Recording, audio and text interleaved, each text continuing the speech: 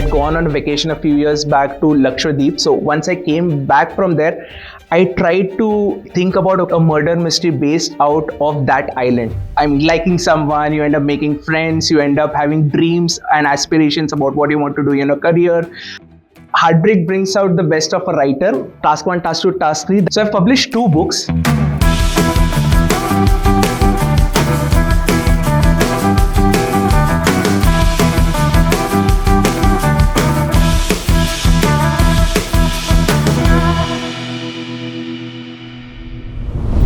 Hello and welcome to this new episode of JCL Bindas Bowl podcast series. Today we are here to listen to another inspiring stories from one of our very talented colleague, Ninad. So Ninad, welcome to this. Thank you so much for having me here. Very excited to be with you all. We are eagerly waiting to listen to the inspiring stories that you have to share with us today. So, Ninad, you have been traveling from between Mumbai and Bangalore quite often. I know there are many people that know you very well because you collaborate with multiple teams. However, for the larger audience, would you like to share what role do you play here and where are you from? A little bit of you. I'm from Mumbai, but last few years I've been settled in Bangalore. And in terms of my role at JioMart, I lead the planning and in-stock management for the grocery business, which includes FMCG, staples, and beauty. And I end up collaborating with the category team, supply chain team, and various other functions as well. So yeah, exciting journey so far, more than 1.5 years with JioMart. Where do you draw your energy from? What are your hobbies? And what do you do beyond your work? So beyond my work, there are a few things I do. I love reading, mostly fiction. I love writing. So you mentioned stories. So I think stories is basically reading and writing, in my opinion. And I think that helps me unplug from work. And also when I come back to work, it helps me be more like energized as well. So writing is, I think, one passion. And in writing also, it's poetry, short stories, and multiple other things. Oh, we write a lot, but we write either emails or maybe WhatsApp messages. So, tell us a little more about your reading and writing. So, has it been always there with you, or you picked up at certain level of your age? So tell us a little more. So I think in terms of reading, it's been from childhood. I would like to thank my parents at that point, but when I was just like 7-8 years old, I used to always be given a book to read. Writing I picked up slightly later, and it kind of was based on the reading I was doing.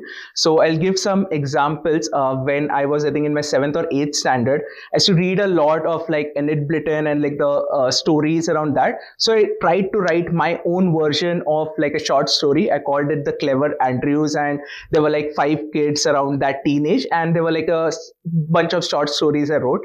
But that's about it. And then I started writing more often when I ended up in college, like towards late teens, and then it became a habit, and that's where I started picking up poetry as well. And maybe like how I like what I drew inspiration from was, I think, the events in my life. I mean, as a person in the late teens, there are a few emotions that people go through. I mean, you end up liking someone, you end up making friends, you end up having dreams and aspirations about what you want to do in your career. So there were a lot of these instances that I tried to translate into words. So I would write poems on like love, friendship, loss, dreams, hope, and various other things.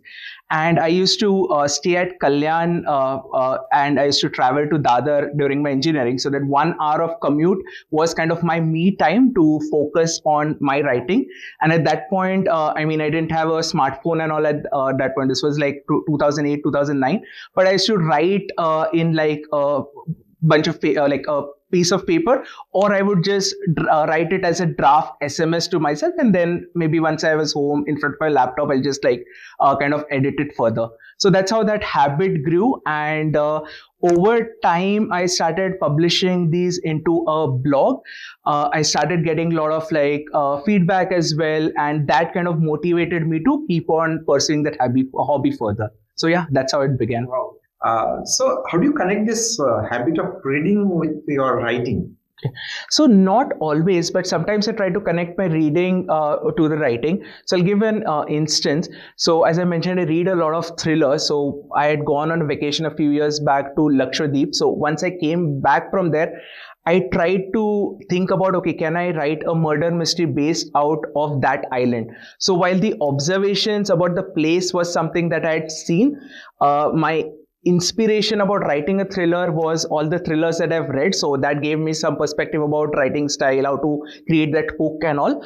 And at the same time, I tried to weave a fictional story out of it. So that's how I tried to connect my writing, reading to my writing.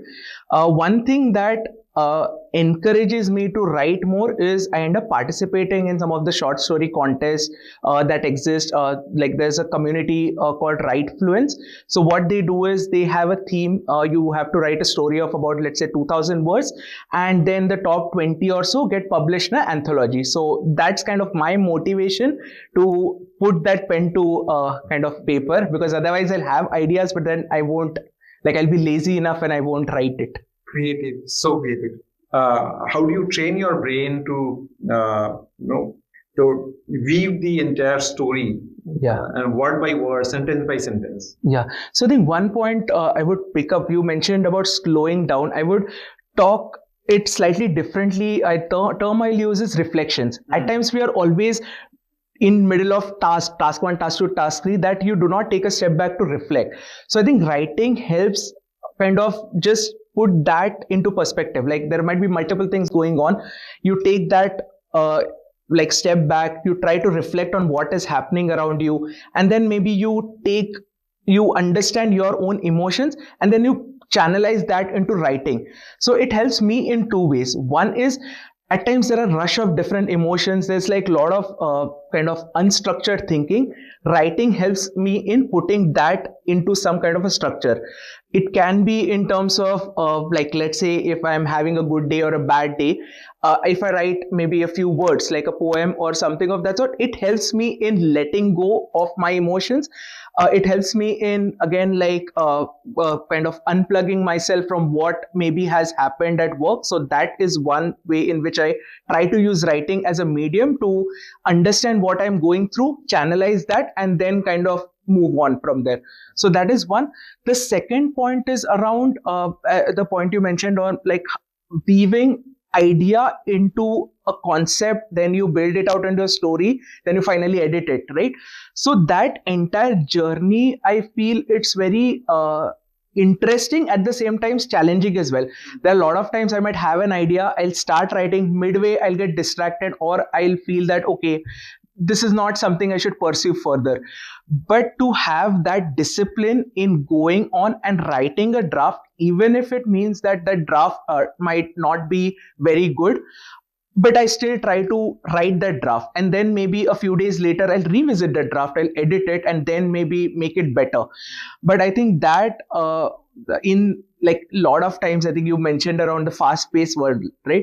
We are all very distracted with too many things. So writing helps me be a little more focused towards one thing and taking that to completion, which is something which then I try to use in other parts of work or elsewhere as well.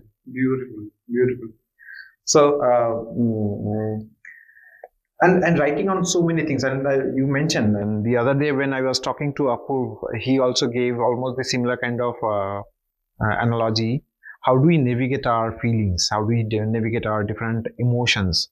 And channeling those emotions is so very important, and so such a wonderful outlet. Yes. Right. So, and I remember you mentioned about you wrote on love, heartbreaks. Tell us something more about where you get this. I mean, are they coming out of your personal experiences or your observations around? Yeah. So I think not just personal experiences, personal experience of people around your me. Heartbreaks are there. I think everyone goes through those feelings. So True. Yeah. And I mean, there are a few quotes that says, right? I mean, heartbreak brings out the best of a writer.